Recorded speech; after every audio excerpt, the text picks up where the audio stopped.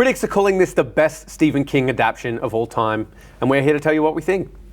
Yeah, I think there's not many times you go to the cinema and see a movie that really changes your perception of your reality and of the world that you live in.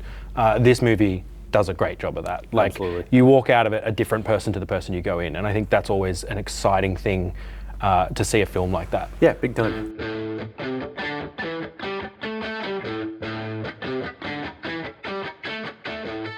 Welcome back to the Regent Cinemas No Bad Seats podcast. I am Luke from Regent Cinemas. This is Sam, aka Bratface Media, and we're here to talk about movies. Yeah, very excited. It's going to be a fun time. That's right. Let's get into what we've just watched. That's right. So this week we watched The Life of Chuck, which is one that I was excited about. I don't know about yourself. Very much so. I'd seen a lot of the festival circuit, like sort of releases and stuff about it.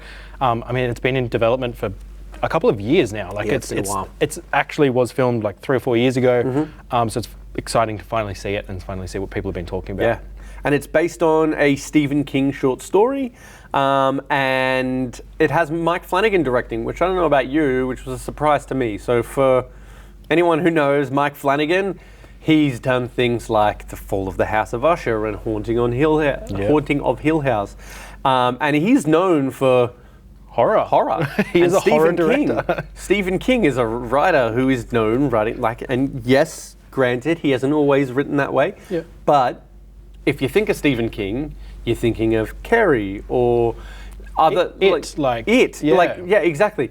All of these sort of things that are known horrors. So exactly. To get a film like this, see Mike Flanagan attached, to see Stephen King, you're thinking it's going one way, and it doesn't. It's not at all what you think it's going to be, which is exciting. Yeah. Like it's horror director, horror writer, and we're not doing horror. Yeah, love it.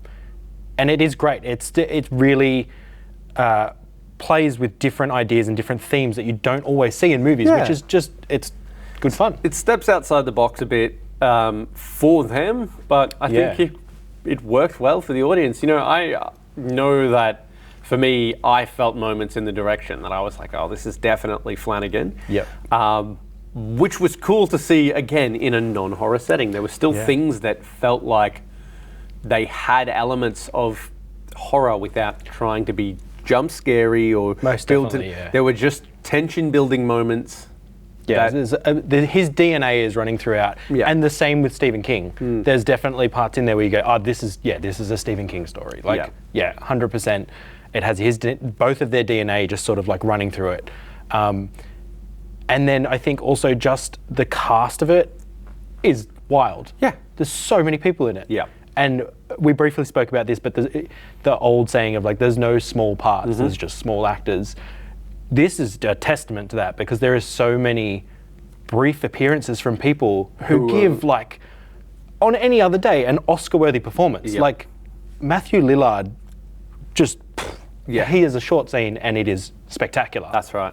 Karen Gillan's fantastic in it. We have Mark Hamill. Yeah, but even seeing smaller roles from like Harvey Guillemot and David Desmalchian, yes, appearing. It's like a 2-minute scene with David, and he's just great. Blows it out of the park. One of the standout scenes of the entire thing. Yeah. Now we're gonna start by not talking spoilers for you, so we'll just cover some of the stuff that we've seen in the trailers.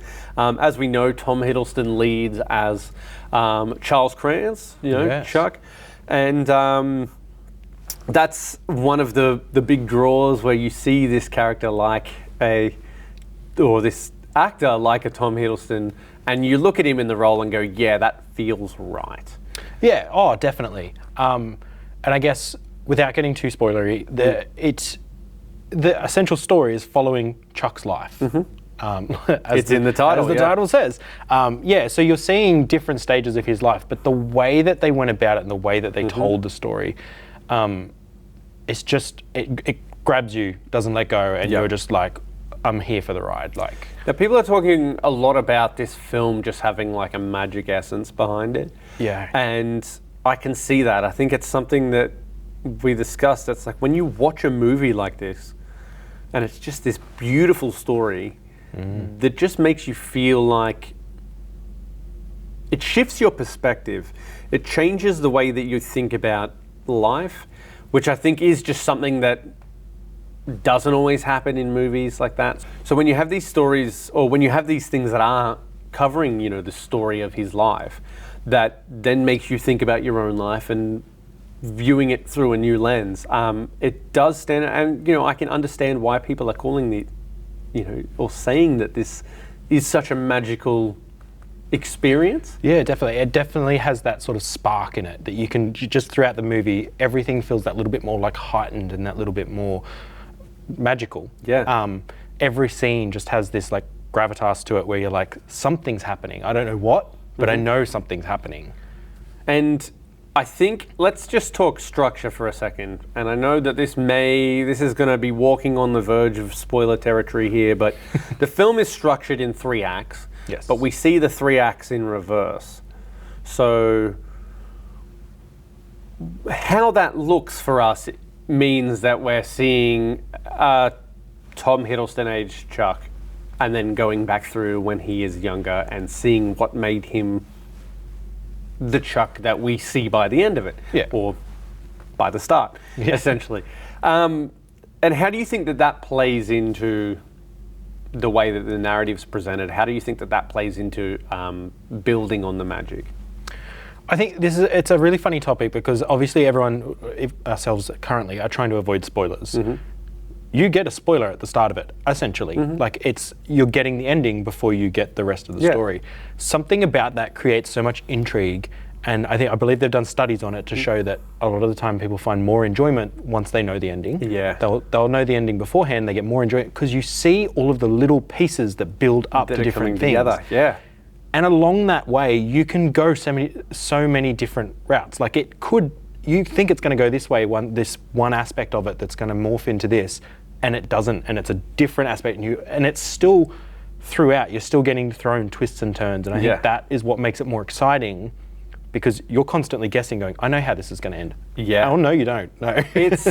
There is a satisfaction to watching a film like that, where it gives you the ending, you feel like you know where the story's going, so you feel like the next hour and 50 minutes is going to be this easy ride, and then it does subvert expectation, while not changing the ending because you already know that.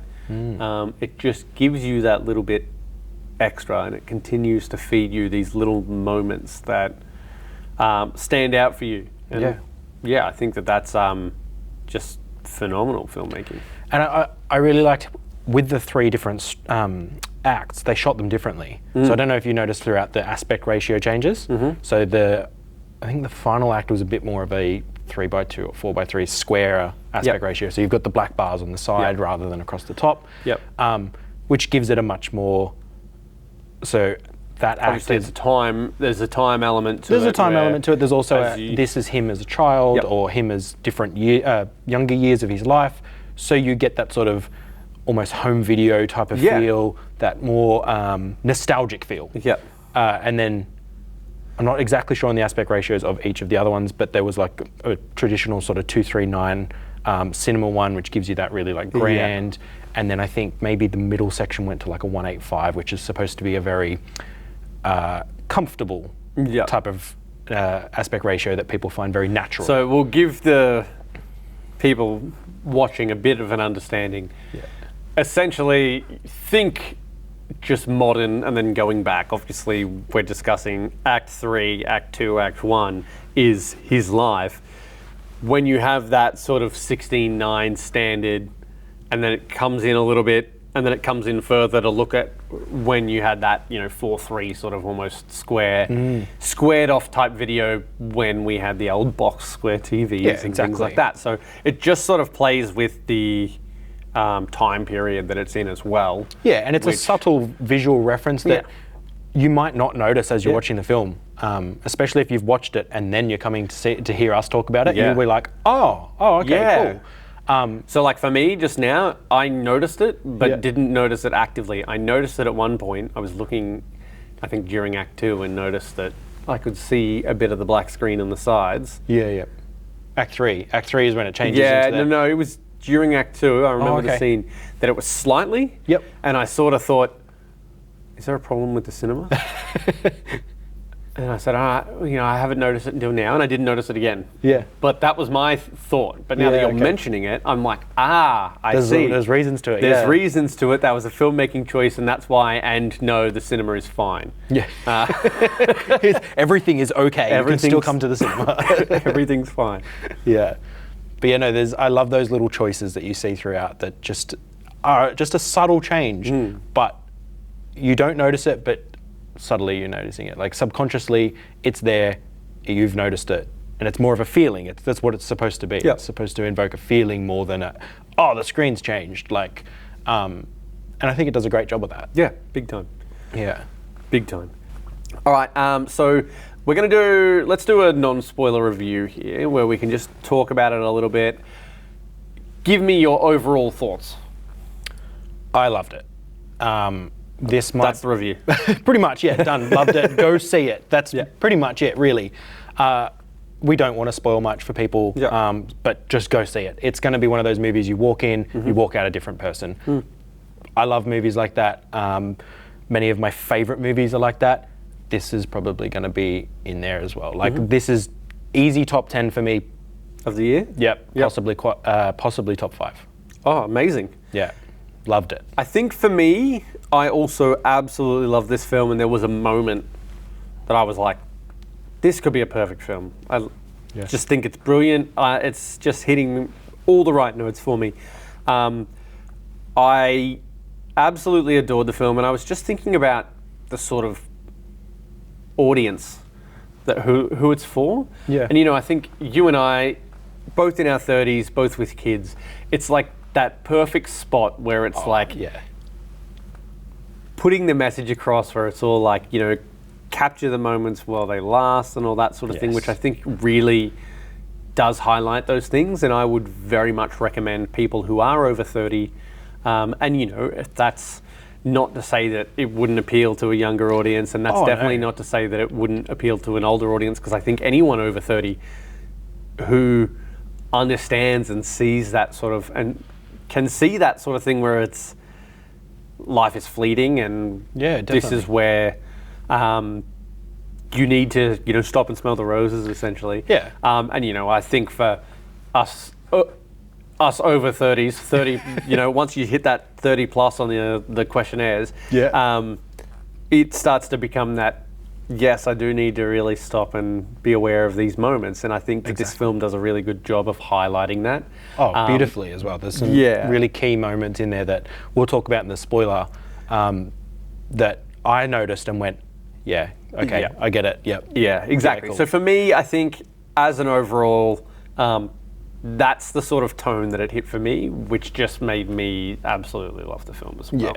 I thought it's probably going to be up there with one of my favorite films of the year as well. And as you said, there's been other films this year where people say, I walked out of that wanting to feel, or I walked out of that feeling like I want to be a better person, and this is that film for me where I feel like, I get that, because it's so simple. Yeah. It's as simple as that. It's just stop and smell the roses, and that's the whole. Yeah. And it's beautifully done. It's beautifully put together.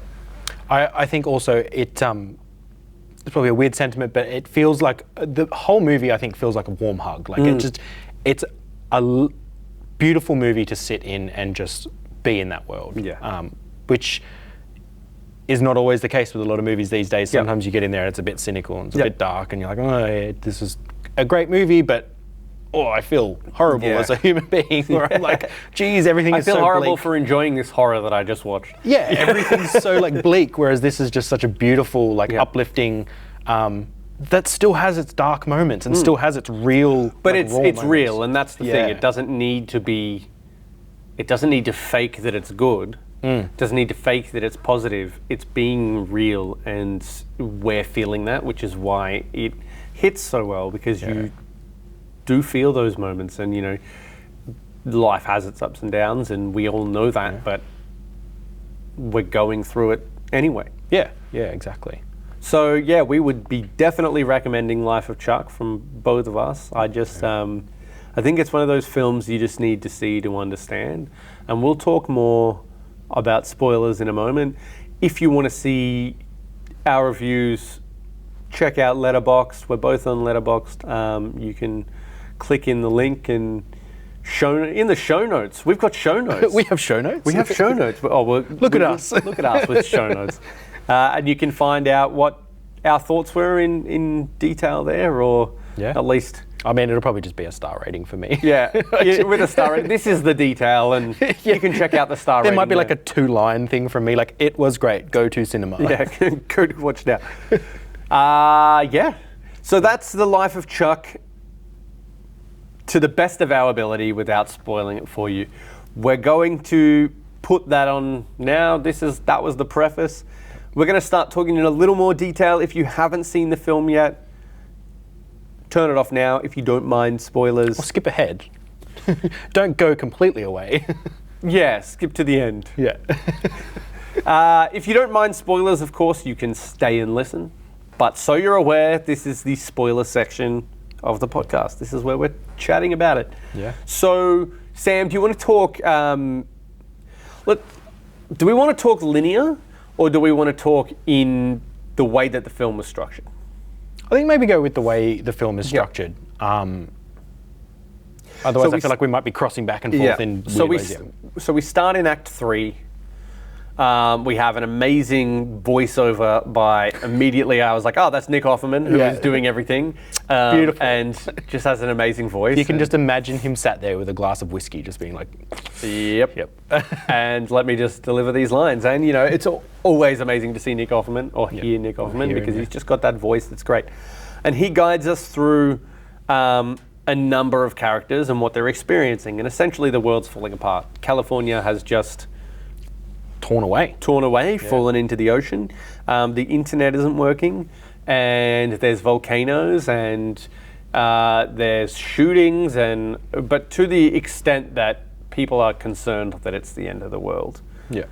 And I think in that, we briefly spoke in the non-spoiler review, is that this is one of the parts where I saw those little bits of like, hey, remember you're a human, put the phone down, experience life, because it's taken away from them.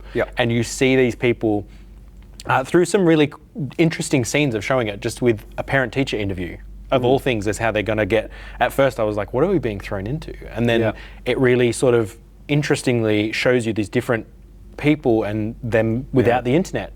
One is very humorous. How they're reacting.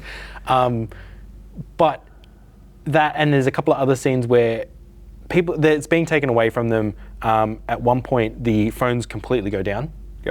And you see our main character, Chiwetel Ejiofor, comes out, and, main character of this act at least, he comes out the front of his house, as a lot of other people are. They're trying to get service on this smartphone, and you just see him throw it. It's done. There's no point in having it in anymore, because I can't call anyone, I can't contact anyone, I can't do anything.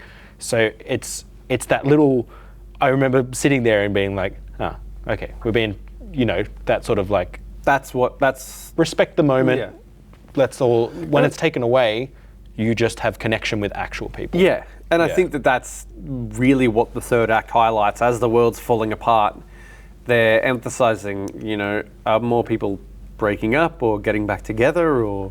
and we're seeing Chitwell's character with Karen Gillan, who is his ex-wife, and realizing that, okay, well, if this is going to be the end, I still want to have that personal connection.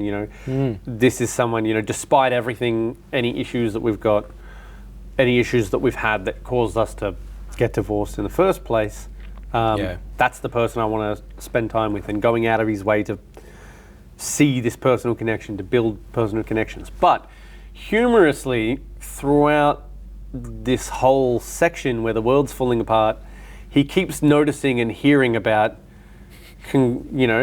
Charles Kranz, and congratulations 39. On 39 great years. Thanks, Chuck. And he's seeing billboards and signs, and it was actually quite funny every time it popped up, you'd see it, and he's going, what is going on? What has this guy done? The bank is... Yeah, and nobody knows. Everyone's just like, who is this guy? Who's this guy? What? Okay. And throughout this, we see a bunch of moments that really stood out to me. So things like, okay, the world's falling apart, but we're going to break down what the world's been like over the calendar year. If the world's been around 15 billion years, humans didn't come into existence until December 31st. If the whole world... It was like 10:30 p.m. 10:30 p.m. And then he said, you know, everything in our recorded history happened in the final 10 seconds. And if we're on the last second now and it's about to hit midnight, yeah, every bit of human record. And that monologue was something that, you know, was not only interesting, but then plays into it a little bit later or a little bit earlier, later in the film. That you see all of these things popping up and all of these characters sort of appearing, and until, you know, the world starts to fall apart and we move into Act 2. Yeah, and then once you're into Act 2, this is where we actually meet Chuck. The first time we see the real appearance of Chuck, and get to live through a really cool sequence of him essentially stopping to smell the roses. Yep. He's sort of walking along through. He's at work. Is it a conference? That's right. Yeah, a conference he's going to, and businessman all up in his suit and everything, walking along, and then sees a woman playing the drums. One thing I actually really liked about this, and they did it in Act 1 and they did it in Act 2 as well, was that they essentially took 3 characters and Nick Offerman's voiceover explained to you what that character was doing and then how they intersected. And they did that again in Act 2, where it was this girl who had been a drummer and she was busking and she's setting up, and, you know, she didn't really know what she wanted to do, but she just loved to drum. Yeah. And here she is. This other girl who was walking along, who had just been texted by her boyfriend saying that they were breaking up and she was having a rough day and she didn't know what she was going to do with her life. Randomly swearing at people. Didn't know what she was going to do with her life. Yeah. But she remembered that she'd enjoyed dancing and said, maybe I'll look into that again. And then we've seen Chuck as well, who is at this accounting convention. Yeah. And walks past the drummer, busking. And he stops. Yeah, and he doesn't know why he stops, but something told him to stop. Yeah. And then you get this beautiful sequence of them dancing and the amazing drumming that's going on as well. And just a really wholesome experience of these 3 characters all becoming intertwined. Yeah. Now this was the point of the film for me where I was like, this could be perfect. Yep. This film, granted, we're only in Act 2, we're about midway through the film at this point. Yeah. But I was just like, this is unbelievable. It's such a beautiful sequence. I had a smile on my face. It's just so well done.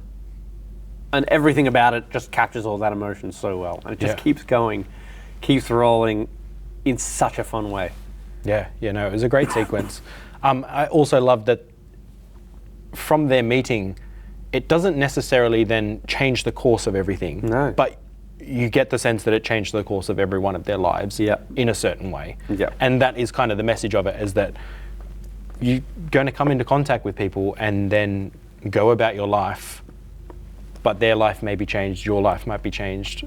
Yep. And how that affects. Yeah, and how that affects each one of us, and each one of us's perception of the other person, which is a big theme of the movie, that sort of perception of people and how that plays into your mind and what your reality is. Yeah. I think the only thing that I thought about this act was that it was too short. I was really enjoying it. And once they moved on from the dance sequence, it was over. And we were going into it's Act a pretty 1. sort of contained act, that one, It was, I believe it was called Buskers Forever. Yes, yeah. And, it was pretty small, pretty contained.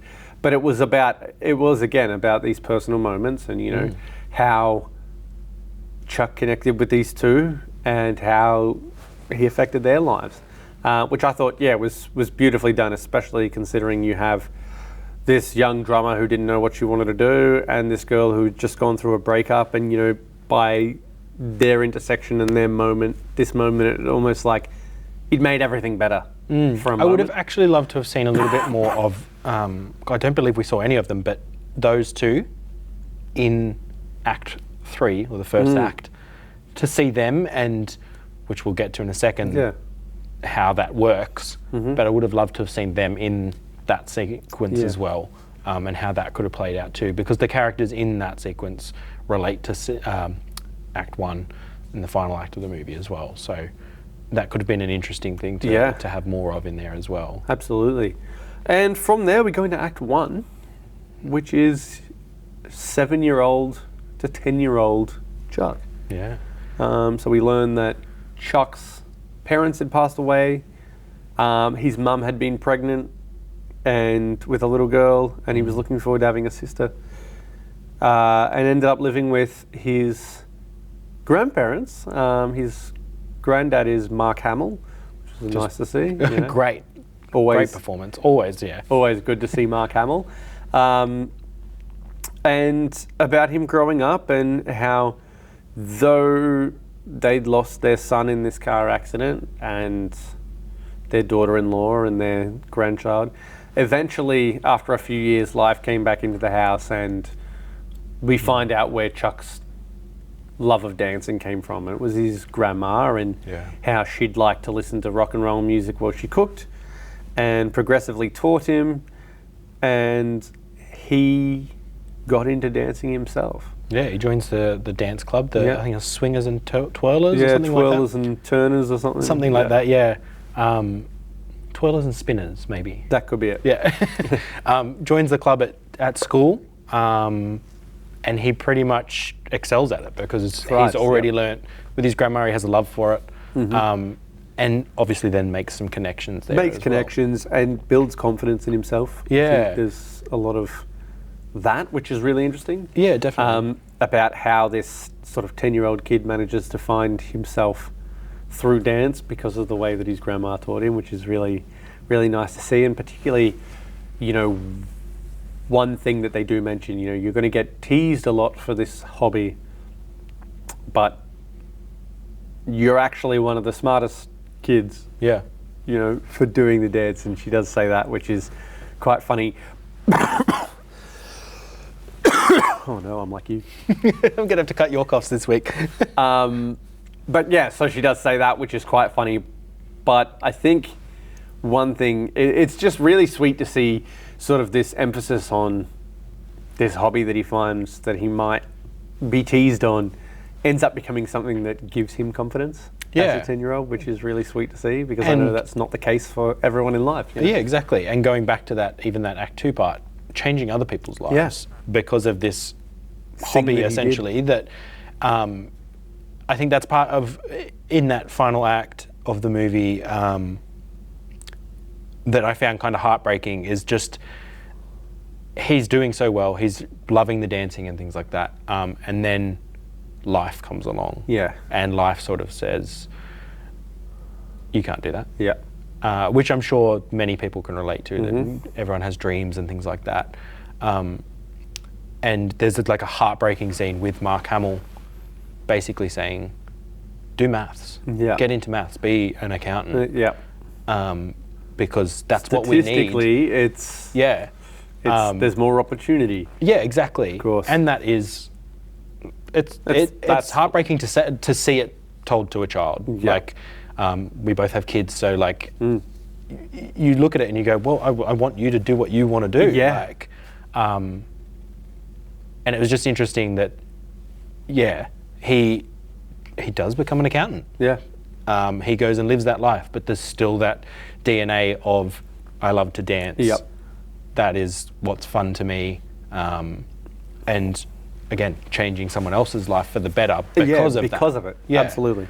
He took that girl that was having the worst day ever because her boyfriend had just broken up with her and completely turned it around. And all of a sudden her life is now looking up. Yeah. So it has those beautiful like nuances in there that really turn it around, even though it is still a heartbreaking moment when some of these pieces happen, especially in that third act. There's some horrible moments. I think even with the death of his mother and father, you don't see any of it, but it's just like it's a horrible thing. Yeah, of course. even just to hear it and see the reactions of him, his grandparents, and everything like that. There's like a really sad scene. He sat at the table, and I think pretty sure Nick Offerman is saying about how it's been a pretty sad and silent house for the last year or something like that. And you see like 7-year-old Chuck sat there and he goes, "What's wrong?" And it's like it just like rips your heart out because he doesn't understand. And there's many parts in that third act that are like that, but they're also beautiful. They also like bring you back around and make you appreciate it and go, "Well, I'm not going to talk to anyone like that," or "That's a beautiful way to think of it." Like we said, changes your perception of things. There's a beautiful scene with Kate Siegel. Yep.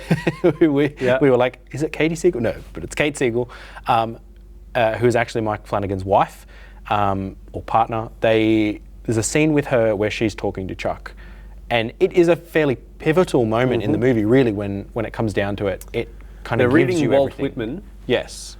And particularly, I contain multitudes, and he's trying to understand what that means. Yes. And she says, "What is in here?" And he's going, "My brain." She's like, "No." And she's explaining to him that within his mind, he's going to create universes and worlds, and people are going to be the way that he perceives them. And it's all about perception, and that in his head, all of these people are a certain way. And I think that plays into, again, what we saw in Act 3 with all the horrible things going on. As 10-year-old Chuck walks away from this conversation, we see our protagonist from the start of the movie just as a teacher there. Subtly in the background. In the background. And we start to reveal that, Act 3, all of this stuff that was happening, the world falling apart, was one of those multitudes, this universe that Chuck had created in his mind, and why they're seeing congratulations, thanks Chuck on 39 great years, is because Chuck is dying, and these worlds within his mind are collapsing as he starts to forget, which is, this sad moment. But again, we start to reveal all of these things and what's important, and him seeing what's important as well. Seeing that act and seeing the way that the whole film then ties back in, and we start to reveal things like the conversation that Marty had at the start about the universe and the 15 billion years in the calendar and all of that, was something that Chuck had seen on the TV earlier. And things that had been told to him or had been said in that at the start of the film within his mind were told to him throughout his life, and we're progressively getting seeds dropped of those, which are these really key moments that are quite sweet. So by the time we get to that end or the beginning, it's really nice to see. Yeah, and I think that whole realization that first act is all within his mind, and the universe that is being created there is very Stephen King. Yeah, it's very otherworldly, but he's sort of related it to humans in a really beautiful way. Yeah. And I think that, and then there's some more parts in there with the addict, or not the addict, I can't remember what it's called, the cupola? Yep. The part of the house that is locked up.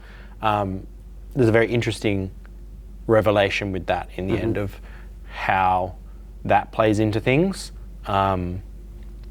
And that, again, is a very Stephen King-ish type of thing that sort of is... Star reveal, Yeah. But no, I love the way it perceives different people and the different way we move through life.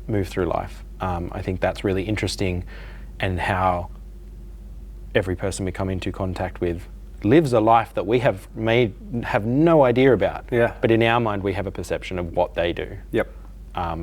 And it's a really nice reminder. Like we said, you leave the cinema and you're like, you're a bit nicer. Yeah. You're a bit more understanding of people, because you're like, well, yeah. That's it. Yeah. And that's the life of Chuck, which, both of us really love. I mean, I'm definitely going to be watching this film again. I really want to, I'm going to see it again. It's one that, it's exciting because we got to watch it today and it's only just come out. Yeah. So knowing that this is one that, people can come to and see is just fantastic, because I think it's going to surprise a lot of people, and I do very much encourage people who have maybe heard about it, come and check it out. It's so worth it. Yeah. It's definitely worth seeing. So yeah, join us again next week for another film, and hopefully we enjoy it as much as this one. Hopefully. And let's keep the ball rolling. So it's exciting. Plenty of movies to come this year. We have some very exciting films. I mean, Tron Ares is one I'm excited about. Yes. We have Avatar obviously later in the year coming out. We have Wicked for Good and all these big blockbusters. But then we have a bunch of smaller films coming out that should really pop. Yeah. On top of that, we have the Wodonga International Film Festival, which starts with our opening night film, The Ballad of Wallace Island, on August 27th. We will be there to talk about it, and definitely encourage you to come. Quirky British comedy we're very excited about seeing. That's all from us this week. Remember, there are no bad seats. We will see you at the movies.